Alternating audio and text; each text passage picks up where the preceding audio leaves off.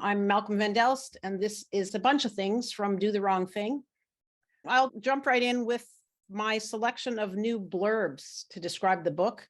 So I have 6 of them. I would like to know which one you think is the best. 1, Do the Wrong Thing is a book series or extra long novel that opens with a woman describing her suicide attempt. It was as mundane as brushing my teeth, she says. Then she proceeds to tell her mundane life story. 2, Do the Wrong Thing is a book series or extra long novel that opens with a woman trying to kill herself. She says, I don't know why I tried to do this, and by way of explanation tells her life story.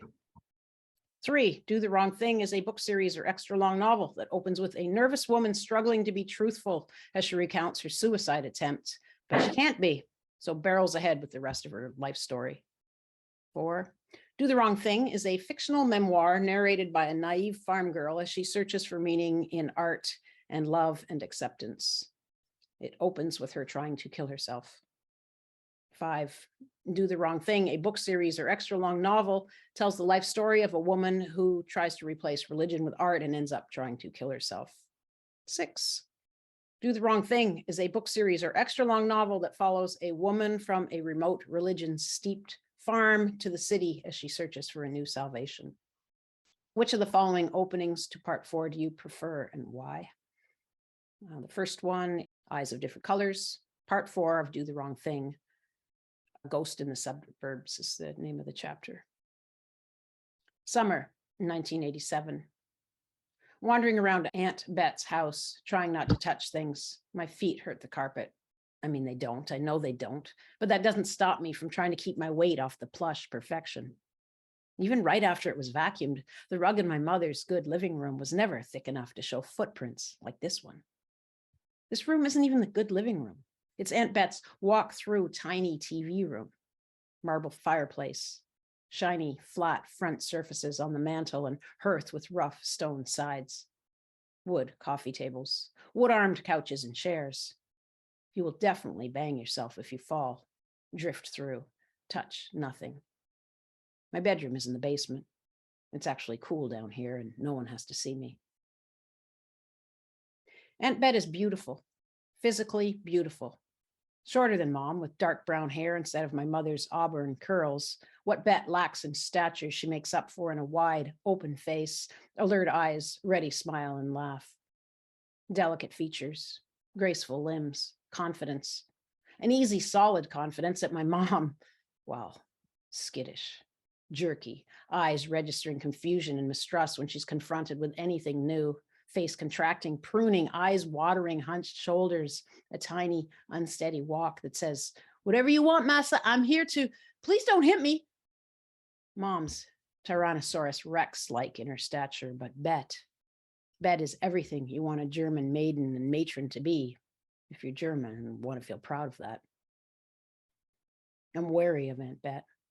I know what she did to Mom, forgetting to invite her places when she invited all my mother's other sisters. Forgetting my mother as if she were worthless. Aunt Bet will not get me to denounce Mom and favor her. That's what she wants. Over my mother, even. All of my mother's siblings compete.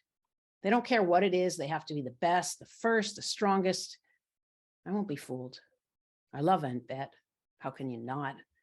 But I know how easy it is to discard someone once you've won their affection, or worse, make them your slave. And this is the second opening.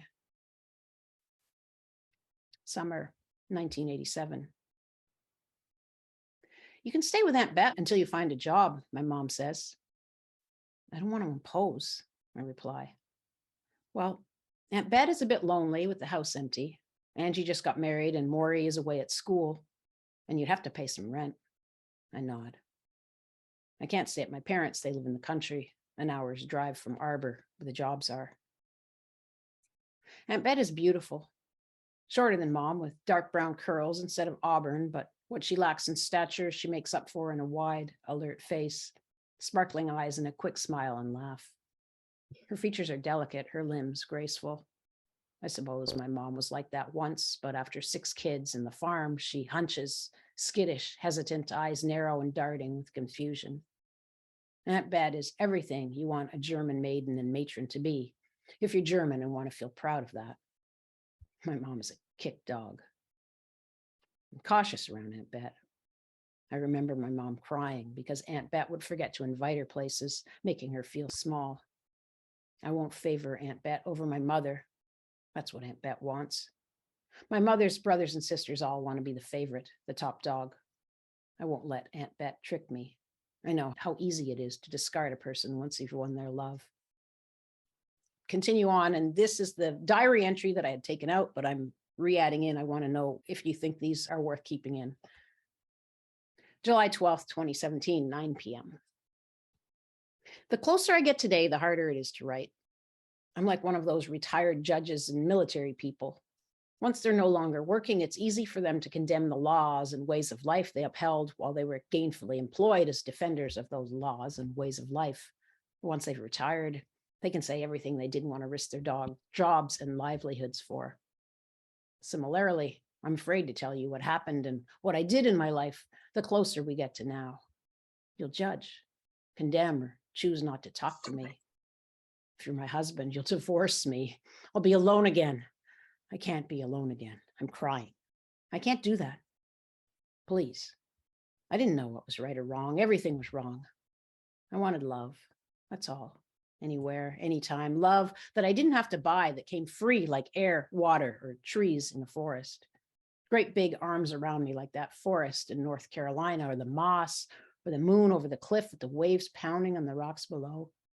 Hell, maybe even love I had to pay for, as long as I could pay for it, as long as I could afford it. Summer 1987. Ava? I hear a familiar, gravelly voice behind me as I walk away from Max Milk. Ava? I turn. Holy shit, Ava, where have you been? How are you? Fred looks me up and down. Do you live here now? What's going on? He smiles from the corner of his mouth as if he were a leather-wearing, motorcycle-driving bad boy in a 50s teen movie, which he isn't. Obese, long, straggly hair, unkempt. Fred hasn't changed since he sang in the mom and pop pizzeria 4 years ago, when I lived here my first summer after university. I'm fine, I smile nervously. Fred drops the bad boy act. What happened? Why didn't you write? I look past him to the bus stop. Do you live here now? Yeah. Let's go out. He moves in to hug me and I back out of range. What are you doing right now? Oh, I look at my watch. It's dinner time. I'm on my way home. You cut your hair. I never forgot you. I thought about you all the time. I flicker a smile and look away. Where do you live? Wickham with my aunt. I'll call you.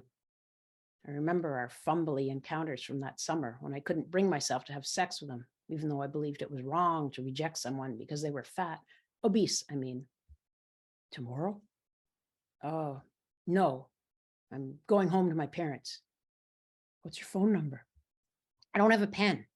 His voice is still all rough and beautiful, but you can't have sex with a voice. Fred fishes around in his backpack. He thrusts a pen and an old gum wrapper at me, smiling with such open admiration. He looks me up and down again. Ugh. I scribble my phone number on the wrapper and pass it and the pen back. I need to go, I blurt, looking past him. I'll call you. He tries again to hug me, but I back up and hurry away across the strip mall parking lot. Originally, I had about 1 part journal entry to 10-part story, but I took them out. Should I put them back in?